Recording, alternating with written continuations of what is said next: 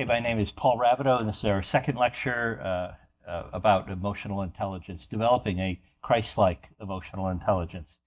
And at the end of our last lecture, we were talking about why it's important to pay attention to emotions, because there is a tendency for us to be unaware of ourselves as to what's happening inside our heads, what we're thinking, and what's going on in our bodies. Although you can think of our bodies, this sensations that we feel as part of emotions, sometimes as an alarm that's going off in our bodies. So it's meant to signal to us there's something going on, you need to pay attention to it. But a lot of times we just get used to it and we don't, we're not aware of it. So it's important to pay attention to our emotions so that we can identify particularly negative emotions early on and then intervene. But we have to learn to be aware of what's going on. We need to learn how to intervene, that is, how to regulate, and not just our emotions, but our emotional interactions with others. It can head off a lot of problems. Okay, so I want to move on to talk about a few ideas related to emotions. Okay, first is that serious problems are complex. Okay, complex versus simple. Simple being that there's one issue involved. Complex that there are many issues involved. So serious problems are complex, and we can think about it this way: biopsychosocial, spiritual. Those are like four different dimensions that we can consider when we think about a problem. So we meet somebody and addiction is the issue, let's say. Well, just as an example, addiction is a complex problem, especially if it's advanced. And there's a biological element, like there's definitely medical things going on, and heredity and so forth. So there's definitely a medical, biological issues associated with addiction, but it's not just a medical problem. There's often psychological source. Emotional difficulty is a source of addiction. Social, who you hang out with plays a big role with addiction, so there's a social element and also a spiritual element. There's a sin issue and an issue of meaning in life and relationship with God. So complex problems are multidimensional. And I think that that's one advantage of taking an integrationist approach, is it's not just a spiritual problem. There are other dimensions, and if you neglect other dimensions, then you'll have a much more difficult time solving this problem. Guys who come into the mission, it's a Christian program, often realize they've dealt, other programs they've been in have dealt with the biological, they've detoxed and they've got medical assistance and treatment. They're dealing with psychological issues, and AA and NA are social approach, hanging out with sober people, but they've missed out on the spiritual dimension. And that's one thing they realize is, I've done everything, but I haven't treated the spiritual dimension. So problems, serious problems are complex. And I would bring every weapon that we have to deal with those problems. Emotional thinking. I'm feeling this, so it must be true, right? I feel guilty, and so I must be guilty, okay? Emotional thinking is paying attention to my feelings, which is important, but then believing all my feelings. My feelings are, I have thoughts, and not all my thoughts are true. I shouldn't believe everything I think. And those thoughts, as we'll see, create the feelings, the bodily sensations. And not everything I feel is true. But But people do fall into, well, I feel this way, and so it must be true. And that's called emotional thinking, and that's generally not a good practice. Bringing your emotions emotions and your thinking together is a good idea. We'll discuss that, but just paying too much attention to your emotions in the sense of believing them, that they have meaning and it's truth. Some people fall prey to that, and that's not a good practice. Okay. Motivation. Okay, someone said this earlier, is that emotions drive behavior, and they might. Okay, the word motivation is related to the word emotion. Okay, and that word the root of it, mote. Okay, so motivation, emotions can create motivation, and that can be a good thing or a bad thing. If I have control over my emotions, then I can help create motivation in myself and maybe in others as well. Emotions motivate. Okay, and this is where I might have a desire, I might have a thought. I want to quit smoking, and it's hard to quit smoking. Nicotine is the most addictive drug in the world. Right? It's not the most harmful, but it's harder to. Somebody was telling me the other day that it's been harder for him to quit smoking than to stop drinking or using marijuana. So it's highly addictive. But so I know. Let's say I know I really want to quit smoking, but my thinking may not be enough. If I could get motivation behind, I need more motivation, and sometimes having an emotional response can provide that motivation. So, and I'll show you an example of this a little bit later. But just I don't know if you ever get to see the commercials that New York State runs to help people quit smoking, encourage them to quit smoking.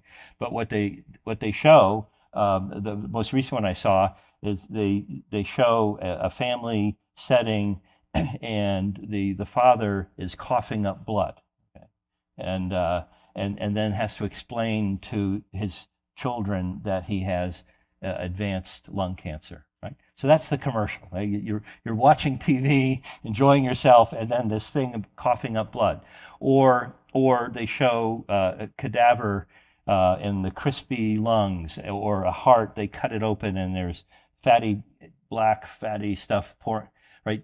This creates an emotional reaction, even in people who don't smoke. But that's the whole point. Is people know they shouldn't smoke. Usually, they know that, but the motivation is not there to stop. It's very difficult to overcome. So what we're going to do is add a little emotion to the story. And so if you can get your emotions on board with your thinking, that is a powerful tool for change. Right? But I need to be able to regulate those emotions. So emotions create energy and are good for creating motivation in myself and in others. Okay? So this is one of the values associated with emotions. And I need to get aligned, get my thinking and my feeling aligned. And then just a word about medication and talk therapy. Freud's first patient 100 years ago said to him, oh, you do talk therapy, okay, instead of surgery and other things that were popular at the time for emotional problems. You do talk therapy. And that phrase has stuck. Okay? And when you do talk therapy, remember that the brain is full of chemicals and electricity, and that white matter and that gray matter, as the neurons connect and fire and pathways are followed, and that would be a thought. Okay, a certain something stimulus triggers a thought, and it's all this chemistry and electricity that is the thought. Well, by talking, my all parts of my brain are firing, and I'm having additional thoughts, and that's a good thing. With our clients, we want them to be talking, and the way to get them to talk is to listen, and we'll talk about that tomorrow.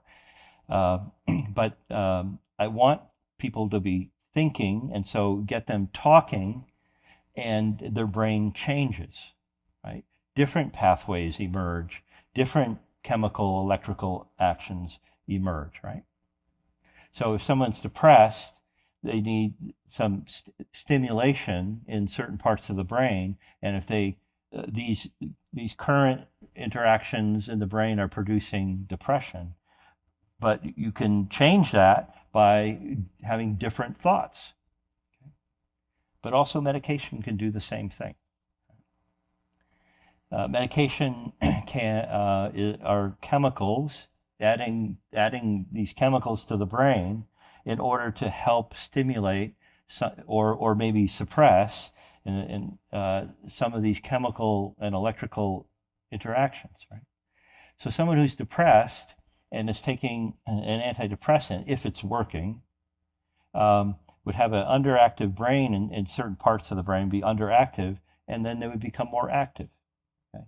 The serotonin would increase, and a person would have a greater sense of well-being.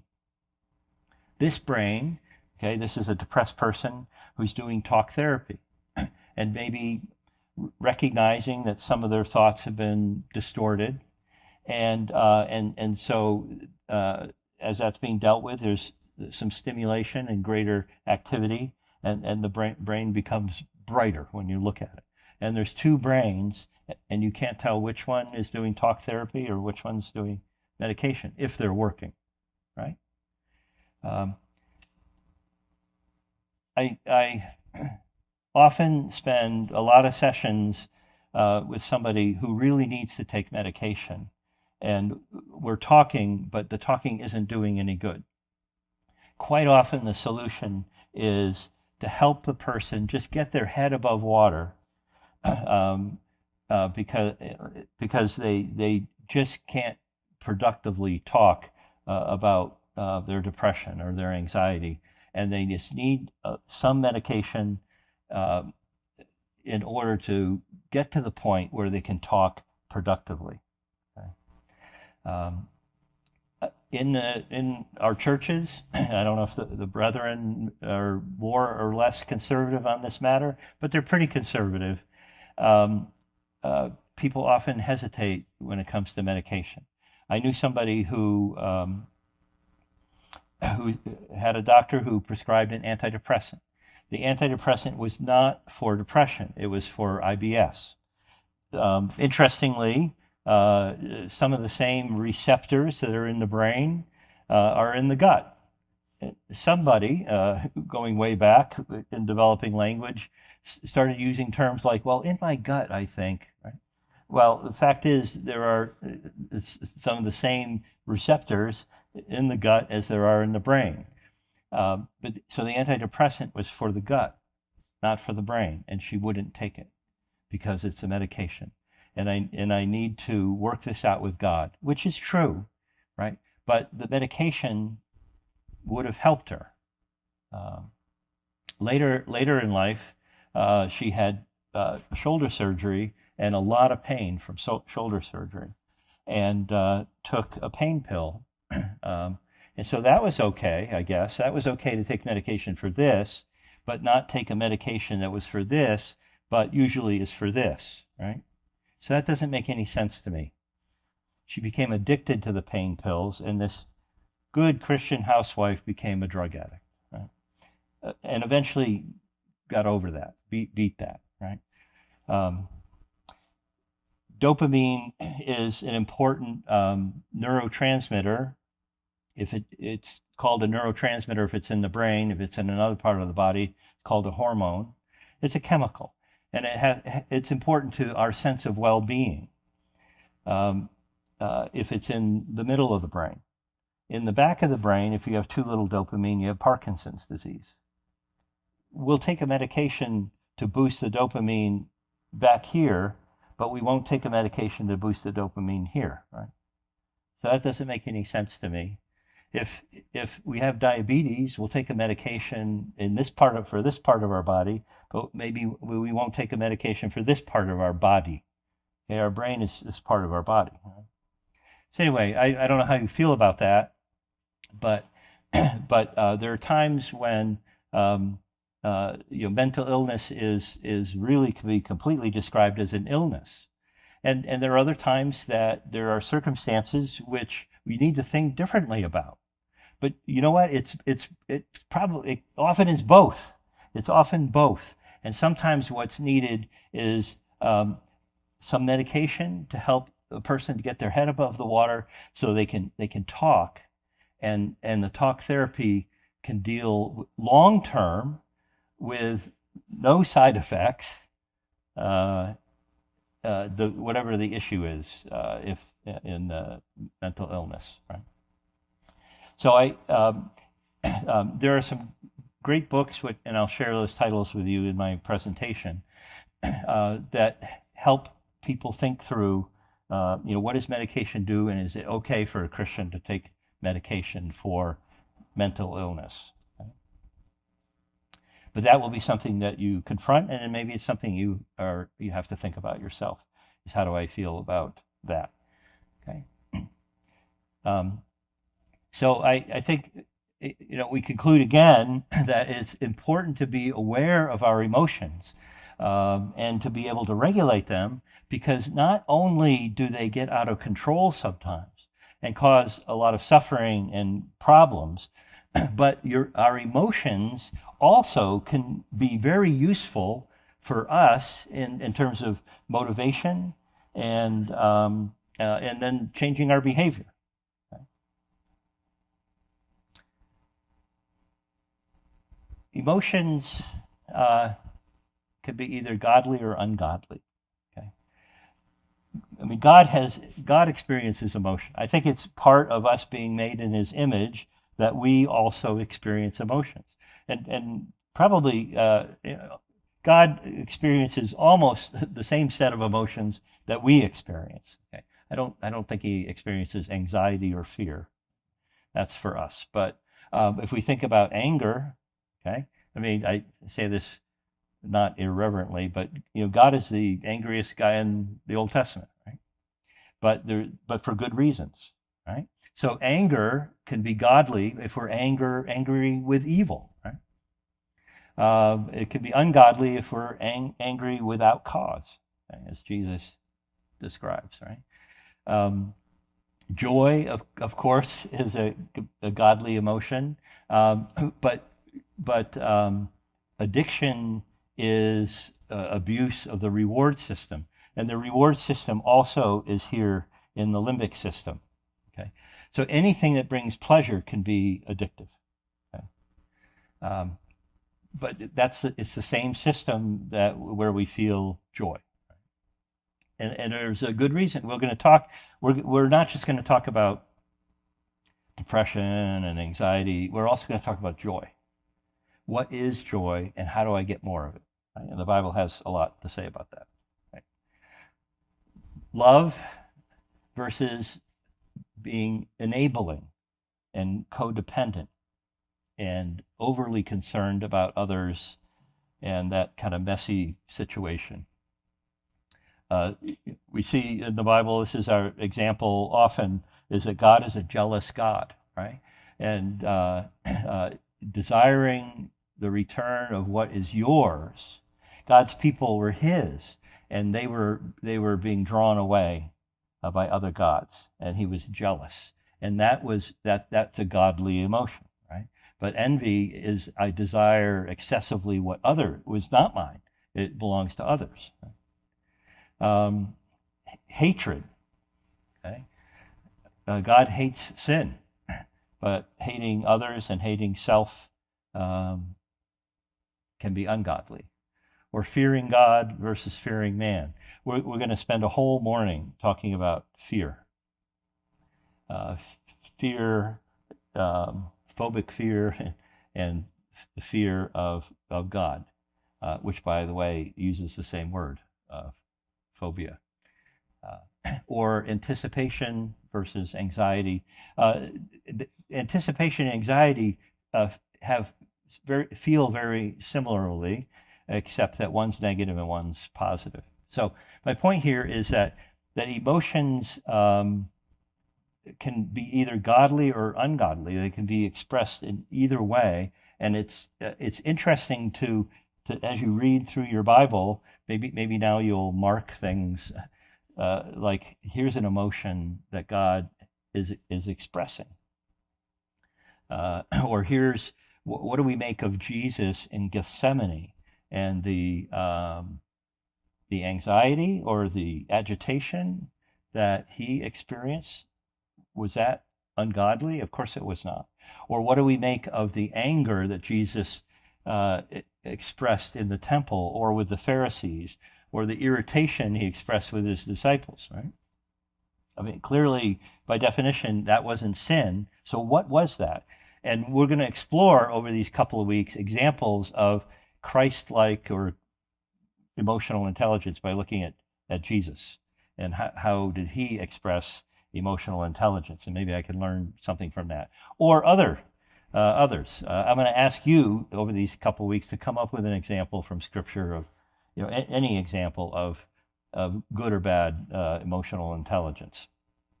Okay, so emotions can be godly or ungodly.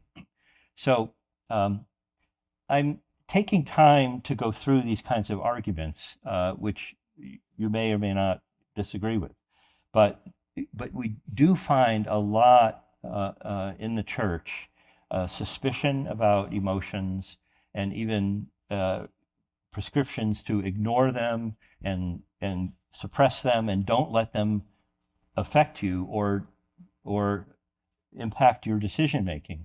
And we already saw that you can't make a decision without the limbic system operating, right? And so instead, can we be aware of this part of our body or our brain that God created in us? The reward system was his idea, right? That we can hate or experience joy, that was his idea. So I think it must be a good idea. And nonetheless, it's there. And can we make use of that in our Christian lives? Okay, so now let's talk about the relationship here among thoughts and emotions and behaviors. And there is a way of looking at this, and it's called the cognitive behavioral model, which is a secular view or an observation. Let's say an observation that comes from secular psychology.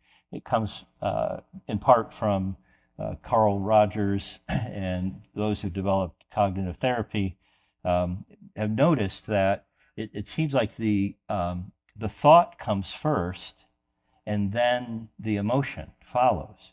That thoughts create emotions, that is the flow. And then maybe a behavior will follow, right? So that first I think something and then I have a bodily sensation. I mean, this is simplified, but if I see something and if I see a saber-toothed tiger over there moving in my direction, then that sensory input creates a thought of there's danger, and then it triggers in my body the reactions appropriate to that danger, which probably means run. Okay, and my brain will say adrenaline. We need adrenaline, and we need focus, and so the thought creates the bodily sensation, and then maybe I act. Okay, so that would be the model.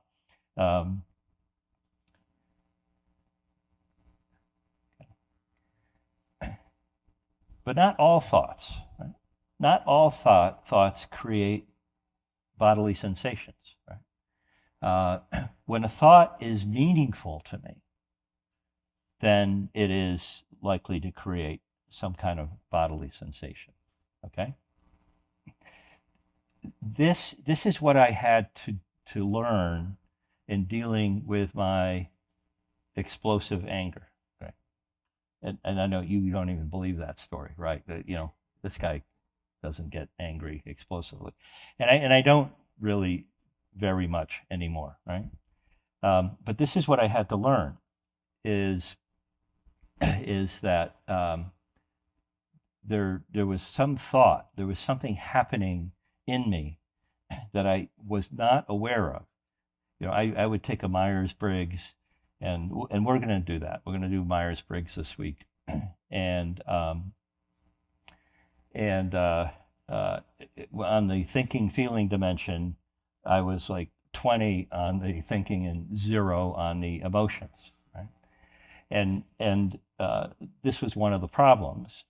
That doesn't have to be a problem, but the problem was I was completely unaware of my emotions. And then when I wanted to get into counseling, I realized I need to become more emotionally intelligent and be aware of what's going on inside me and then be able to regulate that. So a thought, not all thoughts, but just meaningful thoughts. So if I say the sky is blue, I can't even see the sky. Okay, the sky is blue. Okay, so I don't really feel anything. But if I say I love my wife, right, I feel something pleasant right here. Okay, I love my wife. My wife's name is Rita, and here I am going away for 12 days, but I love my wife. Okay, so I feel something pleasant right here. Okay. And something kind of warm right here now. Okay, so just being aware of what I'm feeling. Okay, I could never do that before. So it's only that has a meaning to it. Okay, I love my wife. Now, if I were not married, and I said I love my wife, I might feel a little something too. One problem with our brains is, it's the biggest brain of any creature on Earth, and as we described that, but and this frontal cortex is what helps us to think abstractly, and so I might say I love my wife, but I don't have a wife, and I may still respond to it emotionally as if I did. Right? It's a pleasant thought, right? So that's one of the problems with our brains. Is it the emotions don't distinguish, is this a true thought or a false thought? It doesn't make that distinction very automatically, which is only if the thought is meaningful to me. Now, it may be meaningful to me, and it may be false, right? So any of those things, our thoughts, our feelings, our behaviors, all of these could be true or false, or godly or ungodly, right?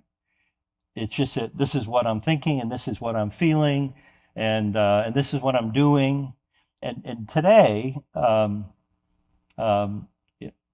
it doesn't matter to people whether it's true or false. It's what I'm thinking and what I'm feeling and what I'm doing, and it's valid, right? So that's kind of a problem.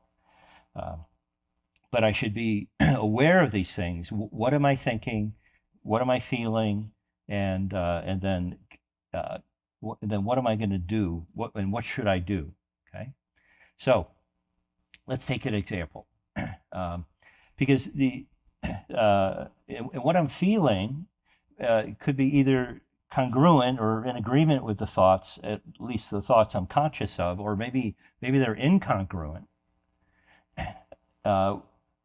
And so let's take this example. So I had a client at the mission, and he had this thought. He would say this out loud, I shouldn't use drugs again.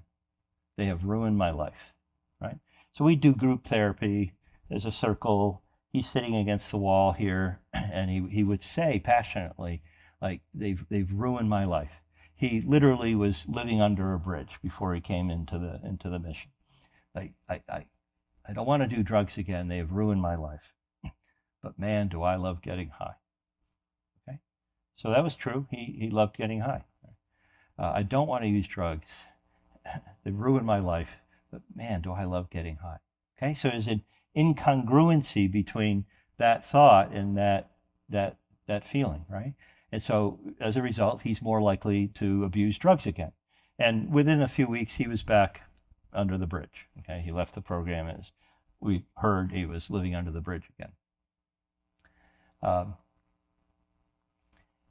But what if he had the more congruent feeling? If his emotion was not love of drugs, but his emotion was hating, well, let's say not loving getting high, but hating getting high, right? What if that was his emotion? So I don't want to use again. That's why I came into the mission. Because drugs have ruined my life. Right? They ruined the relationships and my job and everything about my life. I'm alone under a bridge. Okay? My health, okay? I hate getting high. Then he would be less likely to use drugs. Right? That stands to reason. Okay? So that would be having a feeling that was congruent with the thought, rather than having a feeling that was incongruent with the thought. Okay, and I would say this, that what James is talking about, a double-minded man being unstable, I think we can apply that verse to this situation. He was double-minded. In the front of his brain, he was saying, I don't want to do this. In the middle of his brain, he says, but I love doing it. And I think we tend to do what we feel like doing. As human beings, we tend to do what we feel like doing. And so he uses drugs. And when there's an incongruency between our thoughts and our feelings, the feelings will win out, but it certainly, usually, I think, but there's an instability, right? We're going to be unstable. Okay? And so the second example, this single-mindedness is going to create stability. So on the other side of the room, in that group, was this guy, and he just looked angry all the time. He just looked angry. And he didn't say much, but when he did, people would listen to him. And I asked him one time after group, I said, so what is, you're just angry all the time. And he says, I wake up in the morning and I think about what drugs did to my life. And I intentionally get myself angry. So he's this second guy, right? I don't want to use drugs again. Look what they've done to me. I can't get a job or hold a job. My family doesn't talk to me. My wife, my kids, brothers and sisters, nobody will talk to me anymore. They've ruined my life. And so he wants to wake up every morning and hate. Okay? There's a lot of energy with hate and anger. And I think that's the purpose of anger, is energy. It brings energy to a situation. So he would wake up every morning and make himself angry. He wasn't punching people. He wasn't angry at anybody. And he never expressed that. But he got his feelings and his thoughts deliberately on the same page. And that brought the motivation to finish a year-long program. And afterwards, just heard he was doing well. While the other guy was double-minded, and he didn't stay long at all and just went right back to drugs because he did what he felt like doing. Okay? So just think of how these things go together and how our thoughts and our feelings, what's going on in our brain there, impacts our behavior. Yes? Maybe we're going to get into this more later, but do you have ideas on how to channel the thoughts from two feelings that are congruent? Control our feelings, okay? I mean, sometimes it feels like we can't. Maybe we can't. But this guy manufactured this every morning, right? So can you control your feelings? That's to make them more congruent. And I think the answer is yes. And that is going to be part of what we want to learn. That's going to be part of regulation, right? So if I am aware that I love or I hate, and I can choose between them and regulate that, I think I can do better in life. And that's what we mean by emotional intelligence, right? So the answer to that question is yes. That's exactly what we want to do. Is learn how to pick a better emotion so that my behavior will be better. Right? Okay. We'll come back to this guy later. Okay. I mentioned Myers-Briggs before and about thinking and feeling, and that dimension is a big part of how people make decisions. And and when you take a look at your own, and maybe you've done it before, am I more a thinking person or a feeling person?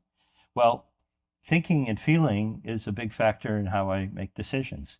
And some people are more thinking oriented. They analyze and they think about fairness or justice and logic and cause and effect and beat up arguments to understand them better and look for flaws and make better arguments. And then we're going to make a decision, right? Based upon what's fair and what optimizes whatever, right? Maybe you're thinking that way. Where other people are more feeling oriented, and you could understand this as well, I think, it is, well, what is this, what impact on others is this going to have? Or how does it make me feel? We're going to make this decision, but how does that make me feel? I want to understand how I feel and others feel, and well, and what do others need? And as we make this decision and carry it out, thinking about keeping peace and harmony, and integrating other personal values and empathy and compassion. So both of these may be valid, or all of these may be valid, but some people are more feeling oriented and some people are more thinking oriented. So we have those two things, thoughts that create feelings, and some people put a greater emphasis on the logic, and other people put a greater emphasis upon harmony or maybe my own peace. We Christians often say, well, I did this and I feel peace about it, and therefore it must be God's will, right? We will talk about that next week. But so just to understand that as well, that thinking and feeling, but people value those differently. And in fact, in the United States, it's about equal, thinkers and feelers. And there are people who combine these to more or less extent as well. Okay, so that was about awareness. So let's start talking about regulation. So what I wanted to do there is maybe teach you some things about emotions, even what is an emotion, and now let's talk about how to regulate those emotions, since we understand that a little bit more. Okay. How do I control those emotions?